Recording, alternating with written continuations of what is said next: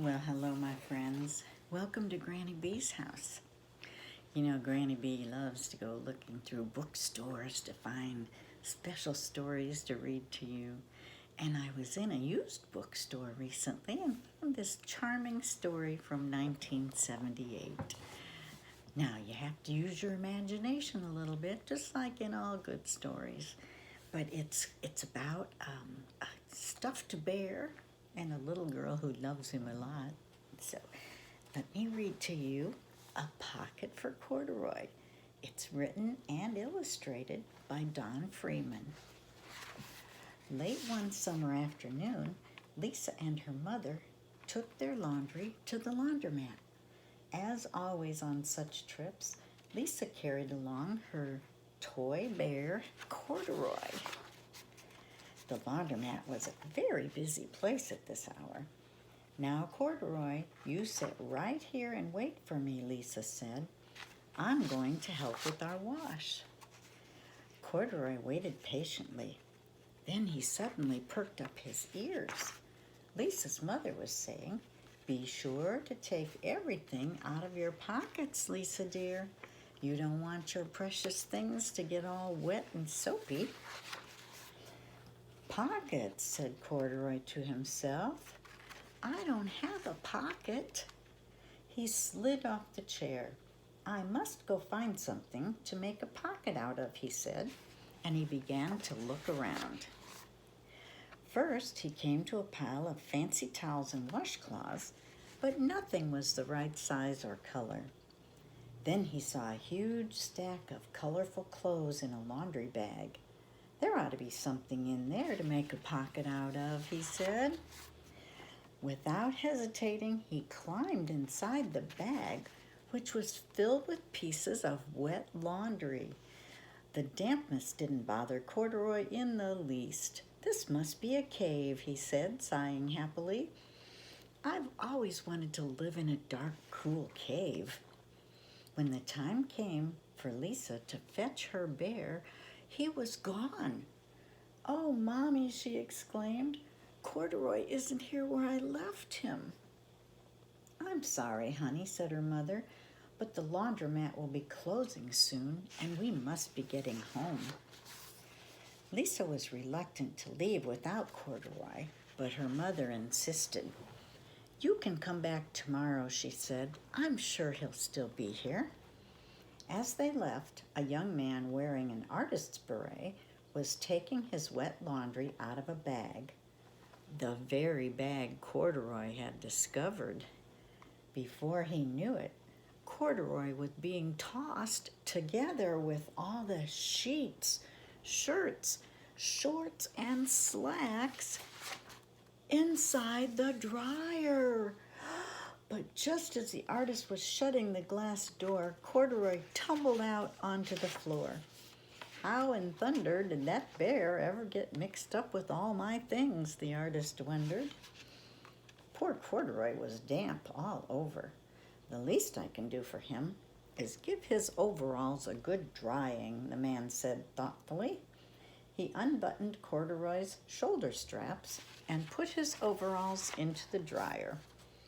Corduroy grew dizzy as he watched the clothes spinning around, but the artist became inspired. "This would make a wonderful painting," he said, as he took a sketch pad out of his pocket and began drawing the swirling colors. "I can hardly wait to get back in my studio." Finally, the dryer stopped whirling, and the man gathered up the clothes. Then he helped Corduroy put on his warm, dry overalls. All at once, the manager of the laundromat called, "Closing time, everybody out." Corduroy was gently placed on top of a washing machine. "I wonder who that bear belongs to," said the artist as he was leaving. "Seems to me he should have his name someplace. He's too fine a fellow to be lost." As soon as the lights were turned off, Corduroy began his search again. He was surprised to see something white glowing in the dark. "Maybe it's snow," he said excitedly. "I've always wanted to play in the snow." He accidentally tipped over the open-lidded box, and suddenly he was covered with soft, slippery soap flakes.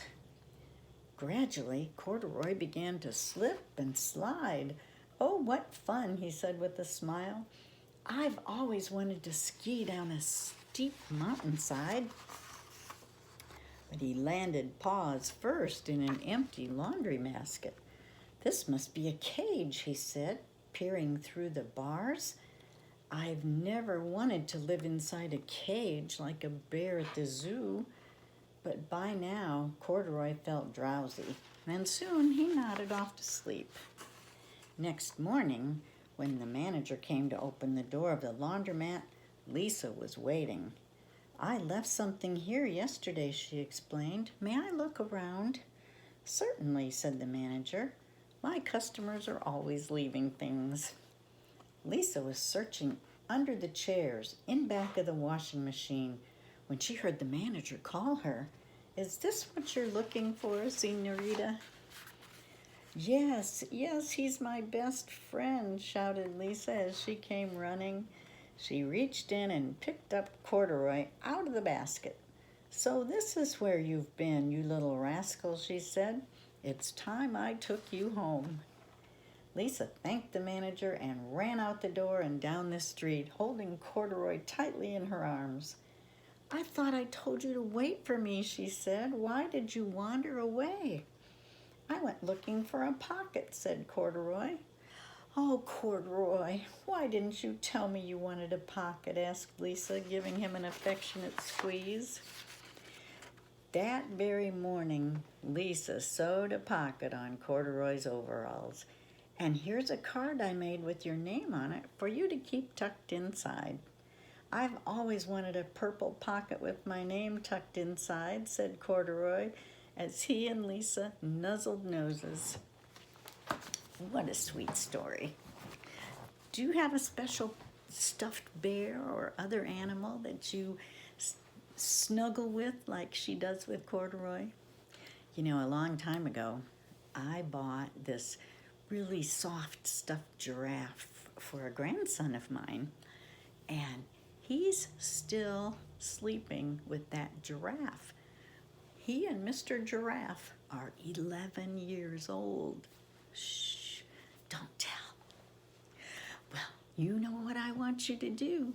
I want you to be kind. Be kind to your stuffed animals.